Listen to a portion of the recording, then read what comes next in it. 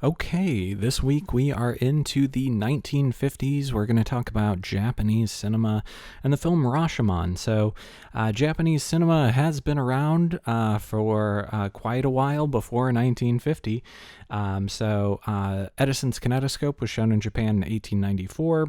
Japan didn't get a kinetoscope to produce its own films, though. It wouldn't be until the cinematograph arrived in 1897, and by 1898, the first Japanese films are made. Most of these films are documentaries and also ghost films. There's a long, storied history of horror films in Japan, mostly like ghost films and stuff. You may have seen a few of the contemporary ones. Like with the U.S., most early films didn't survive. It's just the nature of celluloid, where it deteriorates quickly. It is very flammable. And then, in World War II, Tokyo was bombed, and they lost a ton of these silent Japanese films. So a whole lot of their early film history just did not survive. So something a little different about Japanese cinema in the silent era was theaters would hire performers to narrate or dictate the narrative of the film. So there would be a performer that would act the roles. They would say the lines. They would basically work as intertitles. So as you've seen in the early German and American and Soviet intertitles, it's not just like dialogue and stuff, but also essential like plot details, and a performer would do that in Japan rather than the intertitles. So the very first Japanese studio was established in 1908, and by the 1910s, there was a pure film movement. That's kind of what it's called, but really it's all about film being used to show life as it actually is, a more realistic version of film. So all of these Japanese film critics saw things coming from Germany, saw things coming from the United States, and thought that those things were much too theatrical, and what they wanted to do is capture reality. So you see, again, a lot of documentaries out of this, and also more like fine arts films. So something that's very present and prevalent in early Japanese films is just like an empty frame. So like characters may leave a frame or shut a door, and we just see like a space for a moment, rather than characters acting theatrically like they're in a stage play. The feeling is much more like you're actually in a space. So by the 1920s, these Japanese films started to see some international praise, and just as they're on the uptick, what happens but synchronous sound comes out and kind of blows away all of the silent film era, right? Like once synchronous sound comes out, all of those old silent era films, they're old hat, right? But in Japan, they don't have synchronous sound nearly as quickly as the rest of the world. So they're making silent films well into the 1930s. But, like international audiences really aren't just going to pick up on that, because they're more interested in this more immersive audio-visual experience. So stop me if you've heard this one before. In the late 1930s, the Japanese government took over financial interest in the film industry in Japan, and movies started to become propaganda films and like propaganda documentaries about pro-nationalism. So we saw that in the Soviet Union, we saw that in Germany, we see it again in Japan. So films were generally seen around this time and a little bit before as a really good option for engaging the entire country in a kind of unilateral way. So it's really easy to get propaganda messages across to the entire country using film as a storytelling tool or a universal language. So by the 1940s, Japan's weak economy basically crippled the film industry. So the state-funded films, the propaganda films and pro-militaristic films still existed. Those were still produced pretty well, but like the different types of narratives and documentaries that were produced outside of that were very, very rare at that point. In 1945, Japan was defeated by the United States in World War II. You've probably heard about that in your history books. And Japan at that point was occupied by the United States. So their film industry fundamentally changes at this point. The movies that are shown in theaters in Japan are mostly United States films. That said, films are still being produced in Japan, but they are very censored. So a lot of the topics that you saw in those earlier films, like suicide and rape and violence and nationalism and patriotism, all that stuff is totally banned, especially the nationalism and patriotism thing. And you'd also see some propaganda going the other way. So any films that were pro-democracy were elevated from, like America's control of the film industry in Japan.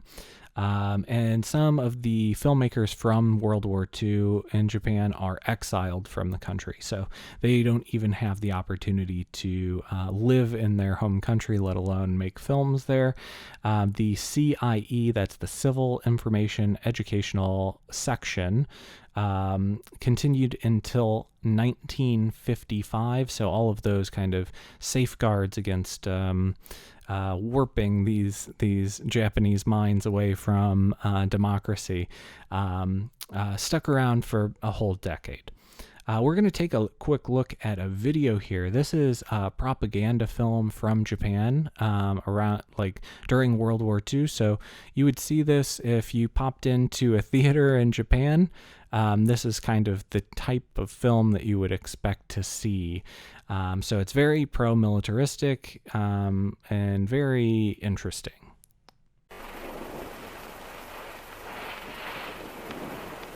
ただいまより入場を要拝する。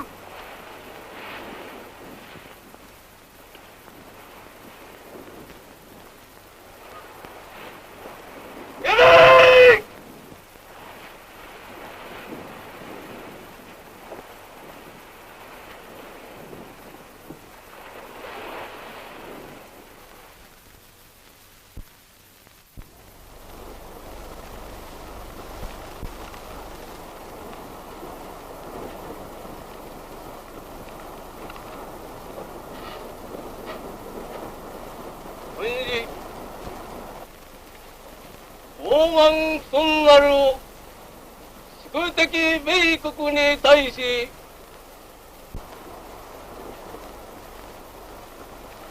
今やまたに敗戦せられんとし、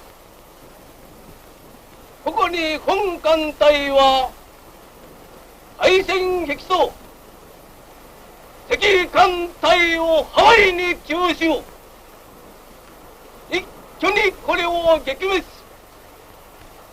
前線にして米海軍の使命を精神とす。これ実に有史以来未曾有の大航空作戦にして皇国の荒廃はまさにこの一挙に損す。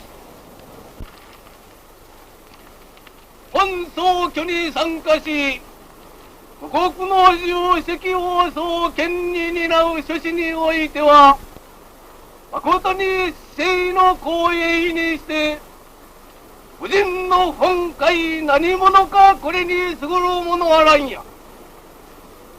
まさに有役挺身軍国に奉ずる絶好の機会にしてこの感激今日を来てまたいずれの日にか求めん。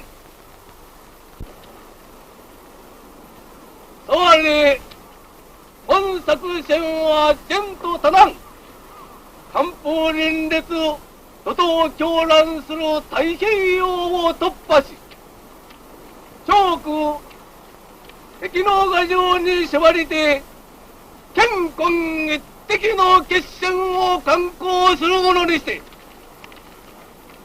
その新参老苦、音より尋常の技にあらず。これを克服し、よく勝利の栄冠を得る者、いつに死中勝を求むる強靭会議の精神力に不可ならず。顧みれば、そして多年の演練により、必勝の実力はすでに伝世知られたり、今や軍国の大事に再開す。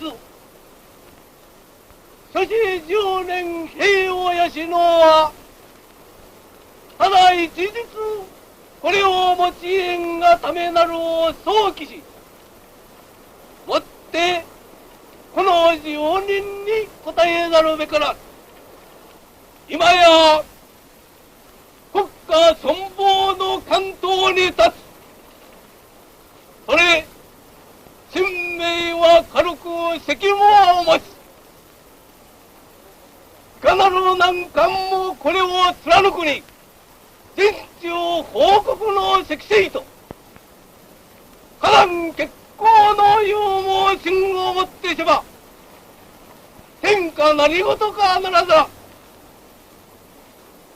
願わくは中庸の死、同心協力、もって高温の万月に報い立てまつらんことを期すべし。終わり。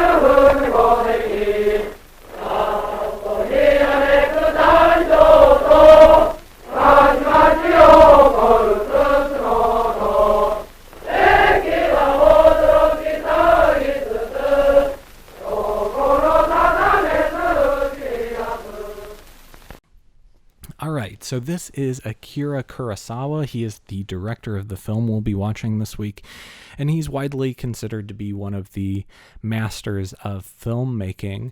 I've seen a lot of blog entries at least mention Star Wars just as like one of the great films of all time, and I don't disagree with that. If you do like Star Wars, I think that you'll find some interesting things in Kurosawa films. Star Wars is highly influenced by Kurosawa and his movies, and you might find some analogous things in the film we watched today with, you know, even The Last Jedi does something very, very similar to what we're going to see in Rashomon today. So Kurosawa directed his first film during World War II, and it wasn't propaganda. So most of the films in World War II, again, propaganda films, but a few were like conventional narratives. His was a little bit different than like most narratives and even most martial arts films from Japan. Instead, his is kind of like a coming of age film. It's interesting. You can check that out on your own time if you'd like. He worked within the CIE restrictions initially, but those became more relaxed the longer American occupation persisted. So the movie we're going to watch today, Rashomon, was released in 1951. So the CIE was around 1945. And as years go by, they become less strict with those restrictions that they implemented. So you're going to notice a few things in Rashomon that aren't censored that were on that list, or, you know, at least allusions to those things that would otherwise be censored in earlier films. His first film was heavily censored because, you know, the CIE was new and very strict and looked at everything with a fine-tooth comb, but later on, not so much. So Rashomon was released and won the Golden Lion at the Venice Film Festival, got a ton of international acclaim, and Rashomon is the starting point for films to go out from Japan to the rest of the world. So got some acclaim at a big film festival, but now all of a sudden there's a Japanese film coming to America rather than American films exclusively going to Japan.